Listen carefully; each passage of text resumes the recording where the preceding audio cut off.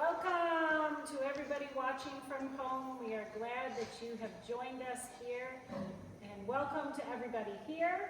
We are starting a new series this week, and I'm kind of excited to start this off, and it is called With You. And as I was reading over this lesson this week, I'm like, this is really practical, good stuff. So I hope you feel the same way when we get done with the teaching today, that you're just like, you know what, I can use this. Not that you can't use other stuff, but this is really good, I think. It's a very well put together lesson. Okay, and what we're going to be discussing is when your friends are having a hard time. Okay, we as wanting to be a good friend, you want to be there for them and you want to help them when they're struggling and having difficulties. So this is something that starts with knowing what emotional intelligence is, okay? Now everybody in this room is smart and you excel in one certain area, you know, where if you're really interested in sports or a particular sports that you play, you know the rules, you know all the ins and outs, how to kick the ball, or whatever sport it is. You have intelligence about that sport. Maybe it's about a musical instrument or singing, or maybe you're just really good at naming every song on the radio and you know who wrote the lyrics and you know all the ins and outs of the music, right? Or maybe you're just brilliant in math and you get math. Everybody, single one of us, is really, intelligent in a particular area that we're interested in. And it's no different about emotions, because you need to be able to read people's emotions to be able to know what they're feeling so that you can help them. Okay. Sometimes people's emotions can be easy to read, right? If somebody's bawling their eyes out, you know they're sad, right? Sometimes it might take a little bit more effort. They might be hiding how they're really feeling and put on a nice smile, happy face when they're not really feeling all that happy. So sometimes it can be hard. Okay. All right.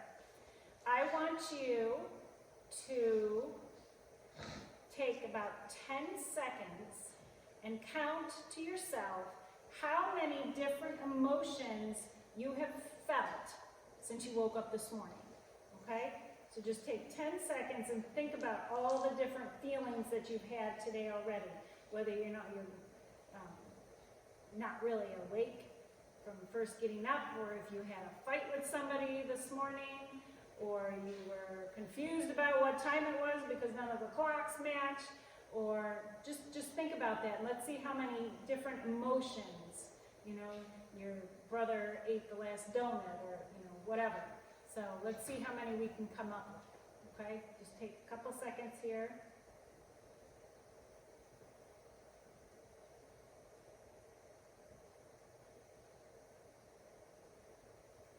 All right, what have we gotten? Somebody want to share different things that they've, yep? Tired? Tired, okay. What else? I don't know. Just tired. Okay. Did you have breakfast? Yeah. Were you happy that there was food to eat? Yeah. Okay. If you didn't have any food, that probably would have made you pretty miserable. Yeah. Right? Okay. What about having to come to church? Did you want to come? Yeah. Okay, well, there you go. Excellent.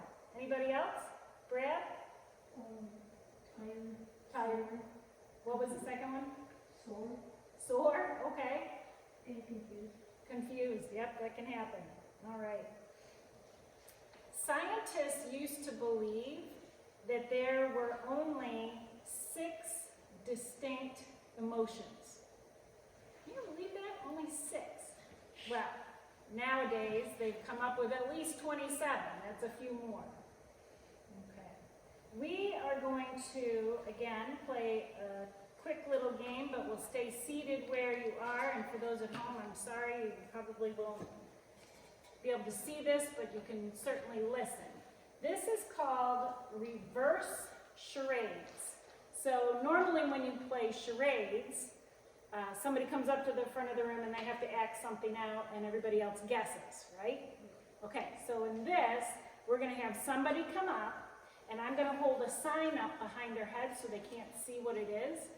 And everybody else in the audience, hey, you can pull your mask down and you have to show that emotion on your face, and the person up front has to guess from looking at all of you, okay? All right, so Isabel, why don't you come up first? All right, so everybody pull your mask down. Okay, stand right here, okay? You ready? Everybody got their mask down? Okay, this is the word, so I want everybody to make that face at Isabel. And she's got to guess what it is. Come on.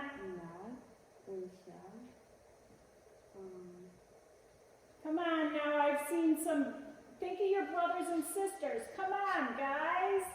There's some good faces. It's not mad. Do we give it to her? Yeah. Close? Yeah, it's anger. Well done. Good job. Have a seat. All right.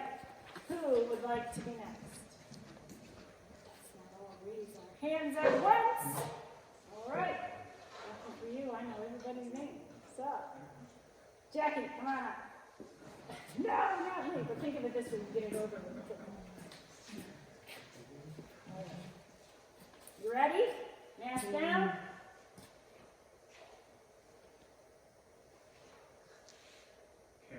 Come on, when the teacher just explained how to do math and you've got annoyed? Confused. Yay! Good job! Got it. Confused. Well done. All right. Let's see here. All right. Here we go. Come on up. Come on. Bones are old. All right, you ready? Mask down. You ready? Show me this.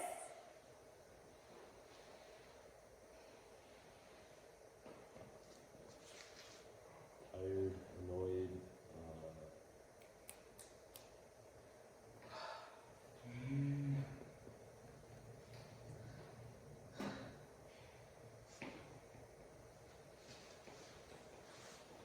I got nothing. You got nothing. They're pretty bored to me. Oh, yeah, that's what it is. Good try. All right. Okay, Kaya, come on up. All right. Mask down. Ready? This one's gonna be hard. It's early in the morning, I know, but let's see it. Happy? Close, yeah? Can you give it to her? Yeah, that's it. Excited. Awesome. Good job. Let's see what else I got in here. I'll do two more. Okay, this is a good one. All right. Bradley, come on.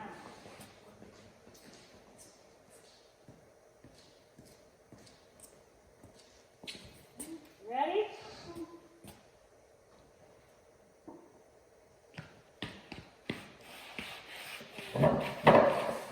Scared? What'd you say? Scared? Yeah, good job. Excellent. All right.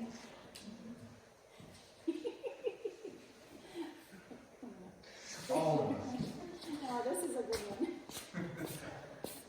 Oh, I love picking these. All right, you guys ready? All right. I want to see some good faces out there. Come on. Come on. Let's see it. No. You're being party poopers. They're supposed to be in love. Hold on. Let's try it over, okay? Because they were not cooperative. All right. Here we go. Ready? Let's try this one, folks. Sad? Yes, but that was very bad. I have no idea how you got that. They were all smiling. You guys take too long. Thank you for your participation. Keeps you awake. too. It's one of the things I like about this new series that we're using is they got all kinds of different things. It's not just me talking and talking and talking, and then you don't hear my voice anymore, and then you're asleep. So it's very good. All right. Has anyone in here ever acted before? Yeah? Okay. Anybody else? Okay, so were you in a play? Well, I've been in a play and I've also just acted like it was okay when I wasn't. Aha, has anybody done that? Pretended to show something when they were feeling something different on the inside. Yeah, I've been there. Yep. Okay. All right, so tell us, since you're the only one with some professional experience, what was your favorite character that you've played? It was like from Lion King or something, and I got to be like an antelope or something like that. Okay, very cool. All right. And did you ever have to perform an emotional scene where you had to really like get in and act and show emotion? Yeah. And what was that emotion? I had to be like shocked. Okay. All right. Very good. We've lost our screen.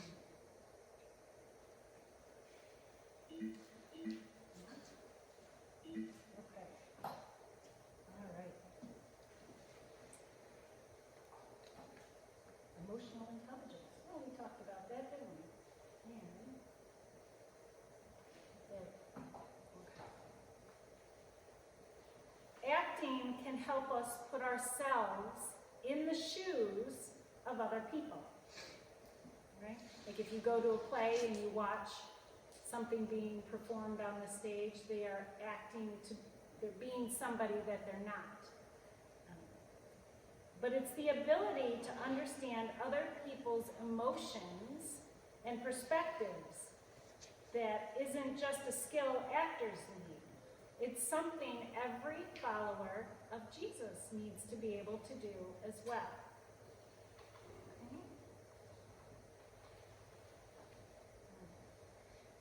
How could someone get better at understanding other people's emotions? Okay? So what is it that you can do to get better at understanding other people's emotions? What might you have to do? Okay? Put yourself in their perspective. Okay, put yourself in their shoes, basically. See things from their perspective. But that takes time, does it not? You need to stop what you're doing, and what else do you need to do to be able to do that?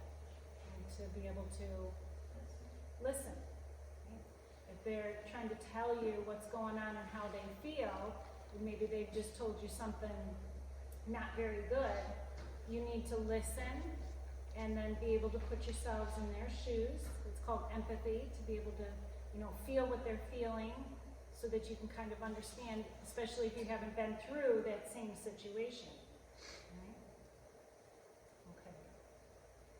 Have you ever felt awkward around someone who is experiencing a big emotion like grief? Okay. Have you ever had a friend who is just really, really upset because of something or someone that they've lost? And it can feel a little intimidating. It can feel a little bit overwhelming and awkward because maybe you're not quite sure what to say or what to do. Okay? Emotions are complicated. Take grief, for example, which we feel when we experience the loss of someone or something. And it just doesn't have to be a death. Grief is not one of the 27 emotions that we were talking about, because grief is a combination of emotions. You might experience sadness and fear and confusion, maybe some nostalgia as you're remembering, anxiety, and other things as well. When a friend is experiencing all of those feelings at once, it's understandable that you might have feelings of your own. You know, maybe you're feeling sympathy for that person, or maybe you're feeling really anxious because you're not quite sure how to deal with it. It might be a little awkward, you know, if you haven't experienced what they've experienced, and you're not quite sure what to say or do. And you might be confused. Okay? When a friend is grieving, you don't always know what to say or do. And you definitely don't want to do the wrong thing. Should you call them? Should you give them space? Try to make them laugh? Say something? Don't say something? It's hard to know what to do. But when someone is experiencing loss, people usually mean well, but sometimes say the wrong thing. Okay. We're going to take a look at this. Why aren't these statements helpful? And let's read through them here. These are things you probably don't want to say. God needed an angel. Everything happens for a reason.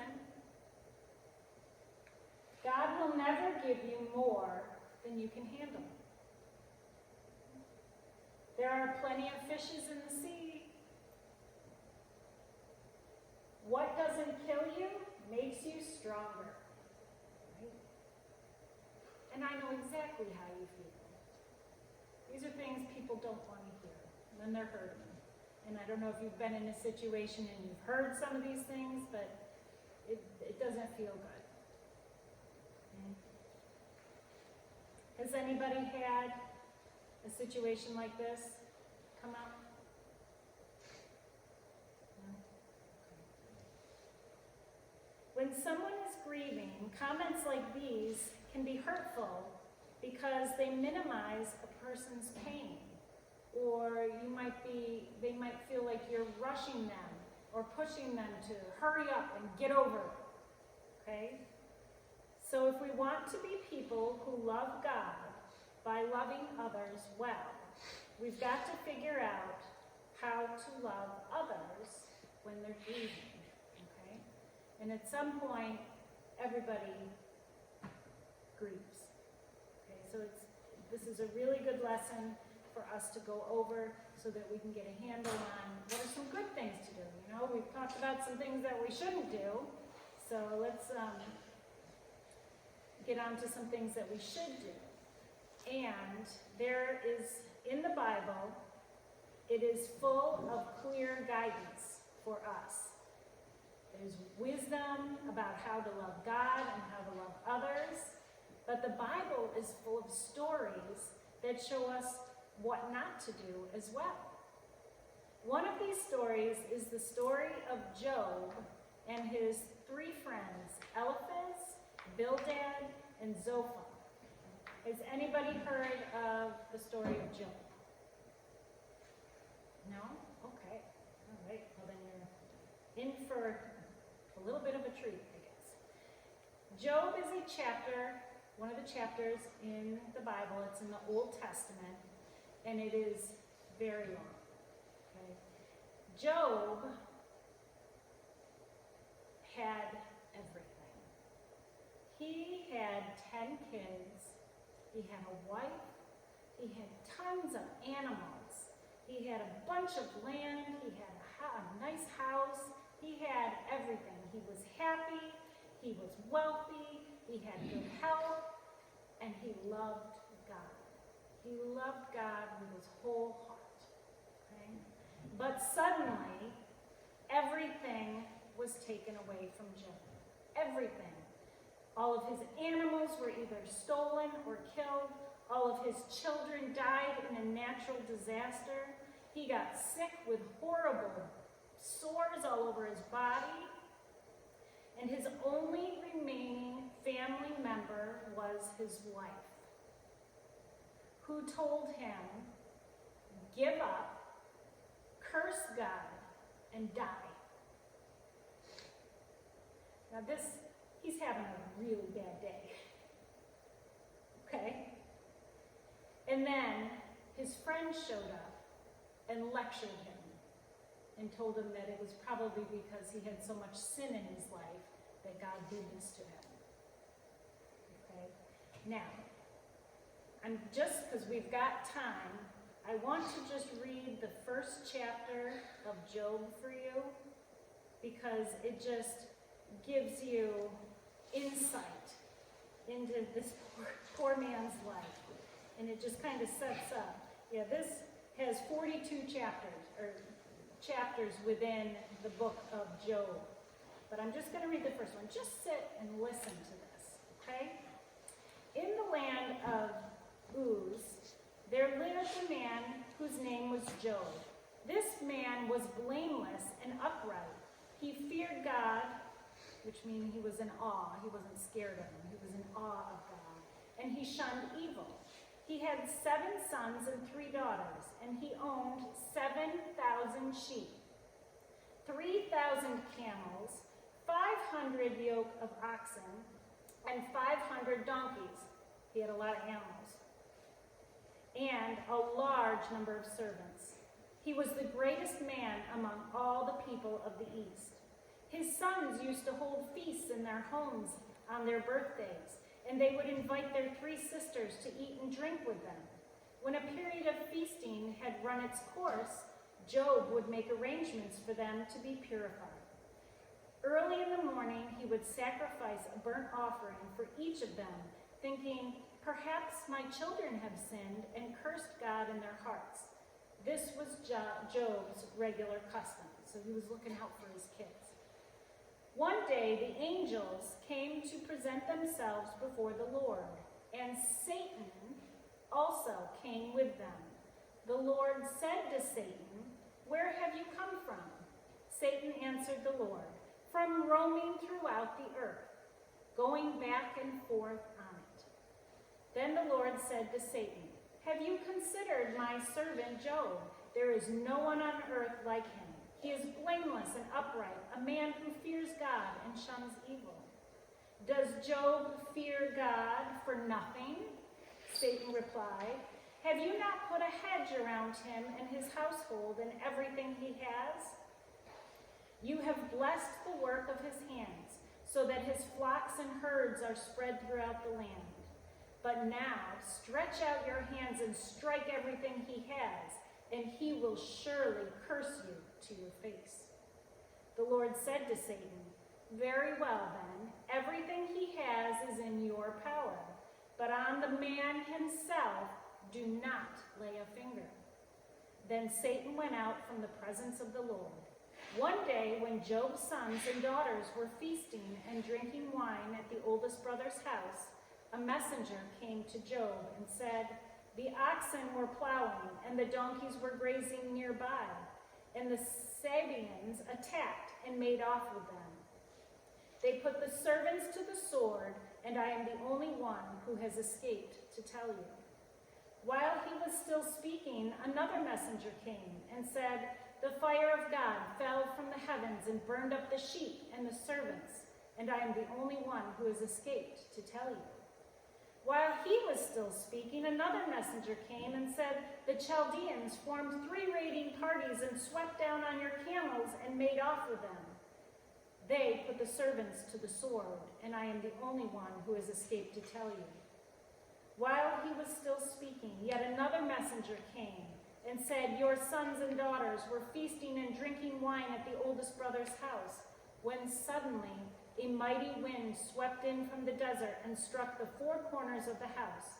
It collapsed on them, and they are dead. And I am the only one who has escaped to tell you. At this, Job got up and tore his robe and shaved his head. Then he fell to the ground in worship and said, naked I came from my mother's womb, and naked I will depart. The Lord gave, and the Lord has taken away. May the name of the Lord be praised. In all of this, Job did not sin by charging God with wrongdoing. Pretty bad day, don't you think? To lose everything like that. But Job knew that he still needed to praise God. Okay? Now his three friends, let's see where I'm at here. I haven't been very good about this. And here is a picture of Job. And this is what happened. It shows four friends, but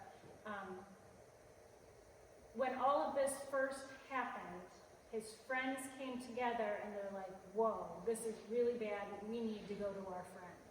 And so we're going to take a look at that. Okay, so while Job was grieving, his friends gave long speeches, telling him what to do, making assumptions about his character and making judgments about why God let this happen to Job. God eventually spoke and said to his friends that they needed to stop talking because they weren't making him feel any better. Okay? And this is how Job reacted. He says, I have heard many things like these. You are miserable comforters, all of you. Okay, so he finally had enough and said, just stop talking, leave me alone. But Eliphaz, Bildad, and Zophar didn't have it all wrong. Before the lectures and the misinformed speeches that they gave to him, they actually got a few things right. So let's take a look at that.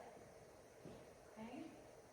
When Job's three friends, Eliphaz the Temanite, Bildad the Shuhite, and Zophar the Naamathite, heard about all the troubles that had come upon him, they set out from their homes and met together by agreement to go and sympathize with him and comfort him. When they saw him from a distance, they could hardly recognize him. They began to weep aloud, and they tore their robes and sprinkled dust on their heads. Then they sat on the ground with him for 7 days and 7 nights. No one said a word to him because they saw how great his suffering was.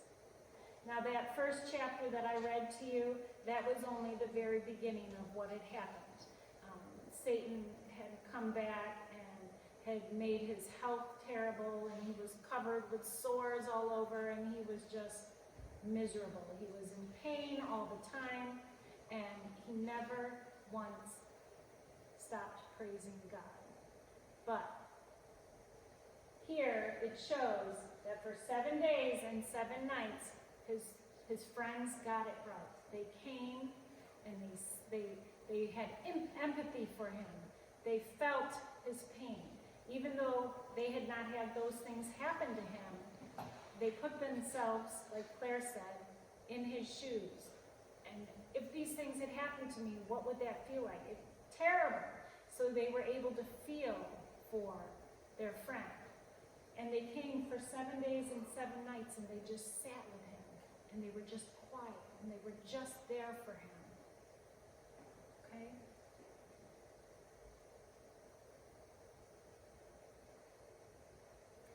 The first thing they did is they sympathized with Job. Okay? They had compassion for him when he was hurting, and they cared for him. So that's the first thing that we can do when our friends are grieving. Next, they worked together. Together, they made a plan. They got together before they went over to comfort their friend. They knew him. They knew him so well. They were all like a group of really good friends. And they knew each other. And they knew he shouldn't be alone. So that's another thing. When you have a friend who's grieving, don't let them be alone. Just be with them. You don't have to say anything or do anything. Just be with them. It's nice to have somebody close by. Okay? Next, they showed up for Job. They cared enough about Job to make the trip and see him. They put their lives on hold, all the busyness, all the busyness that we have. They put that all aside for 7 days, and they came just to be with their friend and to focus on their friend. and to get what he needed. And lastly, they empathized with Job. His three friends didn't simply show Job's sympathy, they went the extra mile and showed him empathy. Empathy isn't just feeling bad for someone, it's feeling their feelings with them, either because you've experienced it or because you're trying to put yourself in their shoes. In our culture, we're not accustomed to tearing our clothes and putting dust on our head when we're grieving, but we can see how affected Job's friends were. Although the troubles that happened to Job hadn't happened to them, they made Job's pain their pain. They sat with him for a whole week. They were patient because they knew grief is not something that you get over quickly. It's a process that you need to go through. They were also silent for the first week. They knew Job's pain couldn't be fixed with a few kind words, so they didn't speak, at least not for a while. This was probably difficult, but they seemed to know Job's circumstances were so overwhelming that there were no words that could capture what was happening. Later, God would correct Job's friends for all of the words they said after that first week, but God never corrected them for being present, sitting nearby, or simply just being with their friend. All right, so let me ask you a question. What are some reasons a person might experience grief? Why might somebody be feeling grief? Death of a loved one. Yeah, a loved one dying, passing away, absolutely. That's kind of the first thing that you think about when somebody is grieving.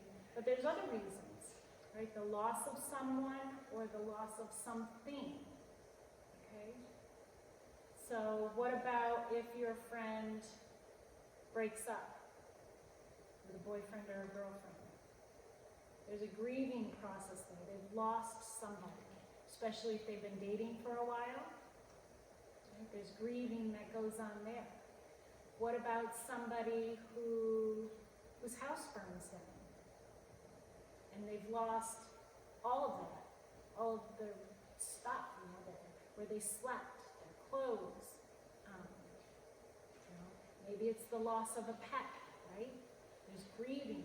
There's all kinds of reasons why somebody would grieve. Okay? When Job was grieving, what did his friends do that was helpful? We just went over that, but what are some ways that his friends were helpful? Right? They didn't say anything. They were just there. They were just with him. Good. Anything else? What was something else that his friends did before they started running their mouth?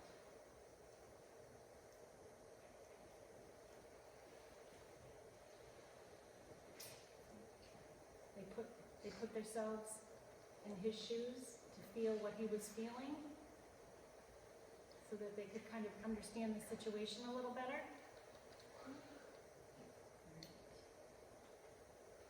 Let's take a look at Psalm chapter 34, verse 18.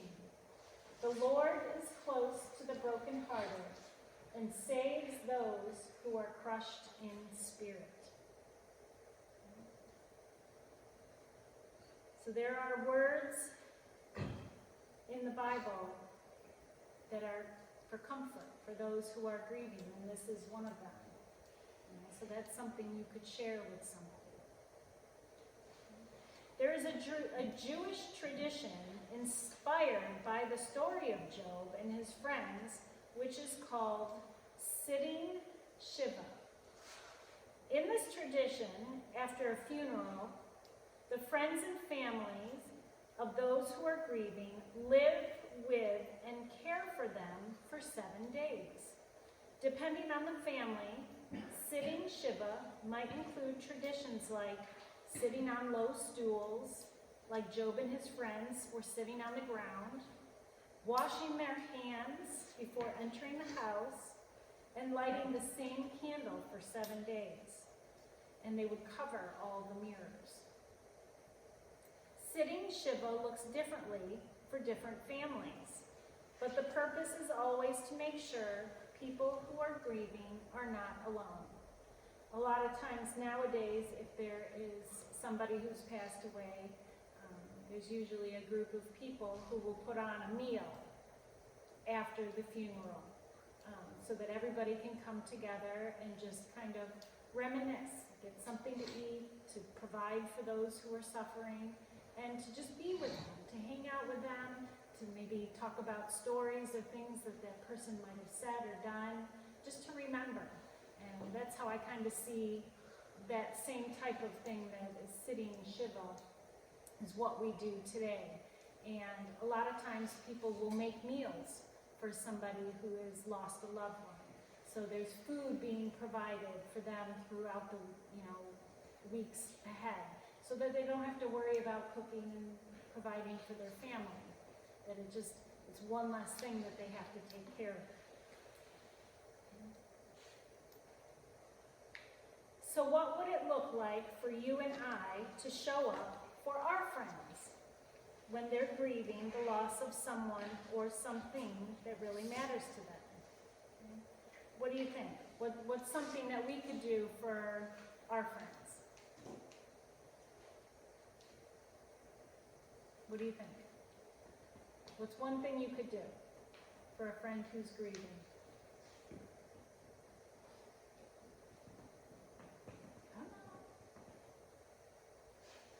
One thing. What's one thing you could do for a friend who's grieving? Buy them food. Yes, absolutely. You could buy them food. What else? Go hang out with them. Just be there for them, so they're not sitting in their room all by themselves, right?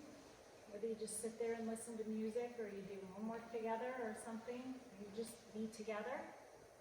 That's pretty easy to do. Instead of avoiding awkwardness and hoping that your friends will just get over it, how can we show them how much we care about them, right? By spending time with them.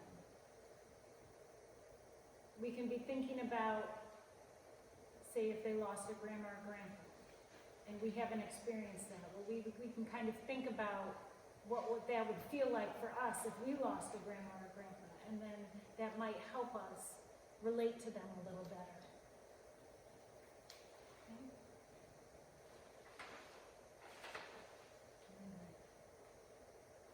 It can be pretty uncomfortable to be with people during one of the worst moments of their life, but it's worth it. When we show up for our friends who are grieving, our friends can see God's love and care for them through the love that we show them.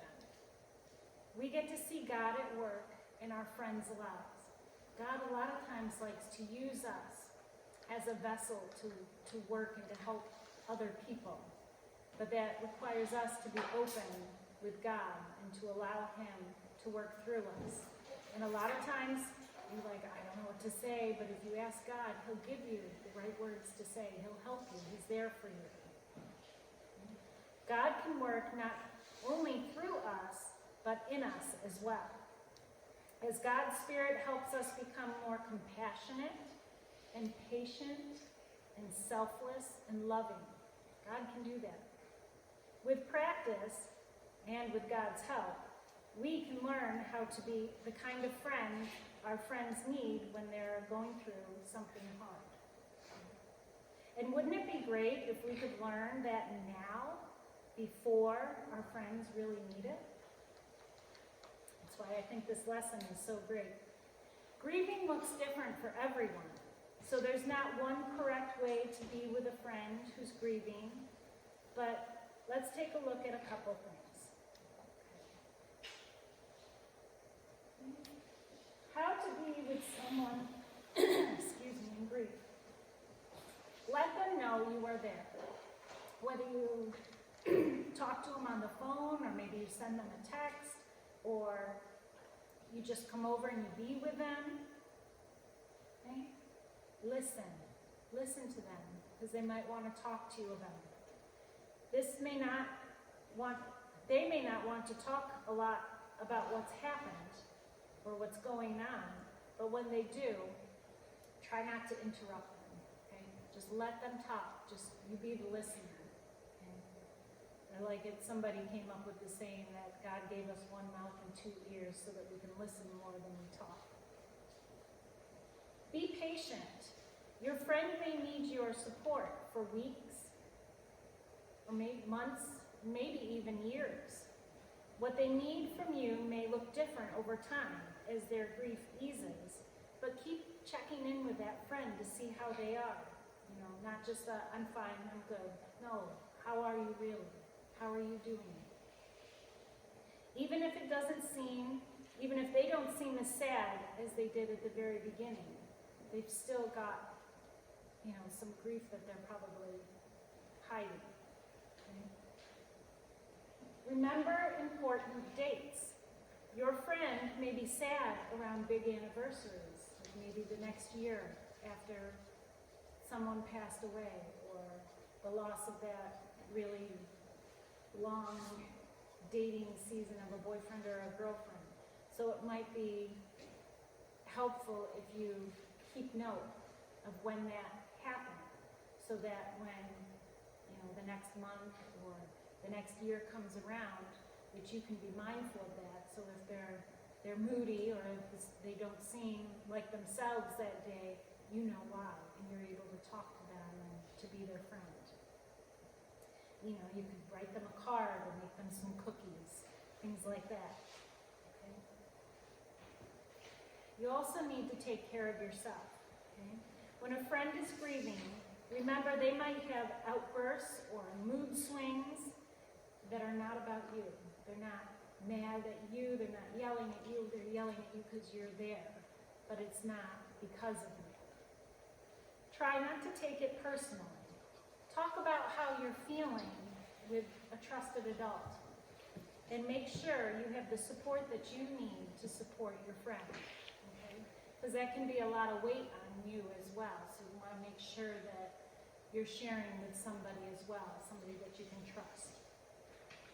What Job's friends got right was being willing to sit with Job without saying a word, because that's what he needed. Okay?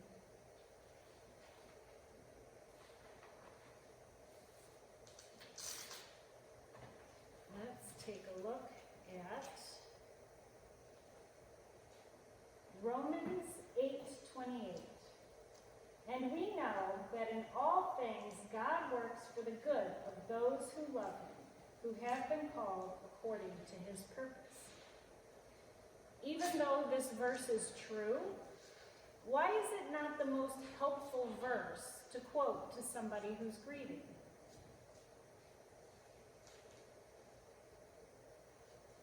And we know that in all things God works for the good of those who love him, who have been called according to his purpose. What do you think?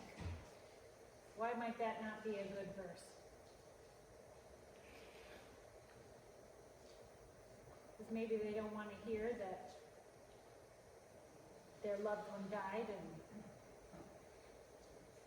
God's going to work good for it. Well, how is he going to work good? They're gone, right? So we kind of want to make sure that if you're going to share scripture with them, that it's one that will be helpful to them and not kind of bristle them the wrong way. When someone is grieving, what does God do? What do you think? What does God do when somebody's hurting? What does he want us to do when somebody's hurting? He wants us to be with them, right? And that's because he sets the example. When we're hurting, when somebody's hurting, Isn't God with us? He's with us all the time. All the time, but we gotta remember that. And a lot of times when we have hard times and troubles, that's the first thing that we forget about, that God is with us all the time. And He wants us to just talk to Him. Okay? Does anybody know anyone who is grieving right now that you could be helping? No? Not at the moment? Okay. Well, then hopefully we've head this off at the pass. Okay. So you might be saying, okay, well, if that's not a good scripture to share, what are some good ones? Okay. Who's got phones on with the Bible app? Has anybody got a phone with the Bible app? Yeah. Can you look up Psalm 9:9? Who else has got one? Anybody? Jackson, can you look up Psalm 34:18? Anybody else? Jacob, do you have it on there? Yeah. Can you look up Psalm 55:22? And Josh, do you have it on yours? Let me see. If you can do Matthew 5:4, and they're wrapping up in church right now. So we will go through a couple of these verses. Let me know when you get it. I'm sure we've all heard of Psalm 23. Okay, which one you got? Psalm 34:18. Okay, nice and loud. The Lord is close to those who have suffered disappointment. He saves those who are discouraged. Okay, so that's a good one. God's with you. Okay. Psalm 23. The Lord is my shepherd. I lack nothing. He makes me lie down in green pastures. He leads me beside quiet waters. He refreshes my soul. He guides me along the right paths for His name's sake. Even though I walk through the darkest valley, I will fear no evil, for you are with me. Your rod and your staff, they comfort me. You prepare a table before me in the presence of my enemies. You anoint my head with oil, my cup overflows. Surely your goodness and love will follow me all the days of my life, and I will dwell in the house of the Lord forever. Okay? Jacob, you got yours? Which one? Cast thy burden upon the Lord, and He shall sustain thee.